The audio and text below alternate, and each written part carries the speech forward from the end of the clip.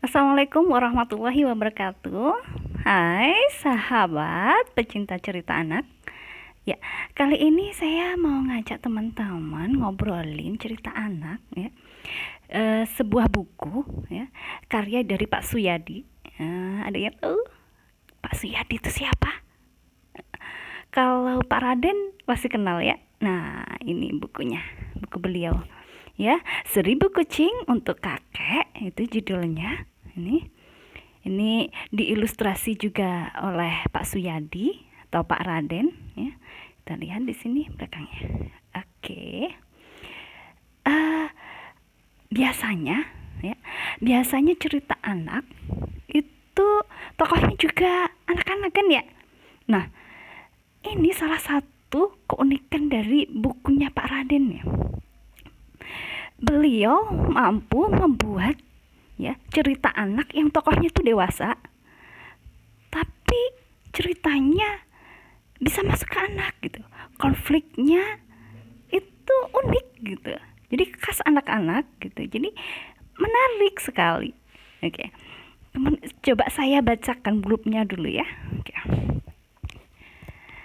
Kakek dan nenek merasa kesepian. Mereka ingin memiliki seekor anak kucing. Namun, untuk mendapatkan anak kucing itu susah sekali. Mereka pun sedih dan kembali merasa kesepian. Hingga keesokan harinya, tiba-tiba mereka kedatangan anak kucing yang banyak sekali. Meow. Oh, tuh, idenya tuh unik gitu ya. Baik, tokohnya memang dewasa ya. Tokohnya itu seorang kakek. Tokohnya tuh dewasa. Tokoh utamanya kakek dan nenek ini. Tetapi yang diangkat adalah hewan yang kecil, mungil, imut, yang banyak anak-anak suka, yang bisa ditemui sehari-hari oleh anak. Jadi ini yang bikin bisa diterima di anak-anak gitu. Kemudian ini buku ini saya rasa memiliki banyak kelebihan. Dalam cerita ini bahasanya enak, ceritanya enak, masuk di anak-anak. Selain itu pesannya pun dapet banget. Jadi dari mulai pesan seorang nenek ya, nenek yang sangat taat kepada suaminya gitu ya, yang taat pada suaminya. Kemudian karena kakek dan nenek ini menginginkan 1 ekor kucing gitu ya, beliau berdua ini kakek dan nenek berusaha dengan sungguh-sungguh. Jadi di cerita ini itu menyisipkan bagaimana kesungguhan ketika kita menginginkan sesuatu. Oke, itu tadi baru 2 nih. Jadi masih ada lagi pesannya yang didapat dari buku ini. Dalam buku ini juga mengisahkan bagaimana manusia yang tidak hitung-hitungan dalam berbagi.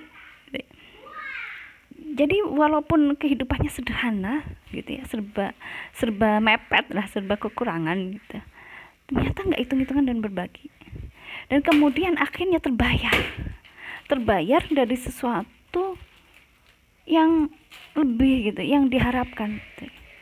Jadi di ceritanya di buku ini tuh dalam banget gitu. Namun kerennya nih teman-teman, kerennya buku ini gitu. Pesannya banyak, dalam, tetapi nggak ada kata-kata menasihati sama sekali, nggak ada.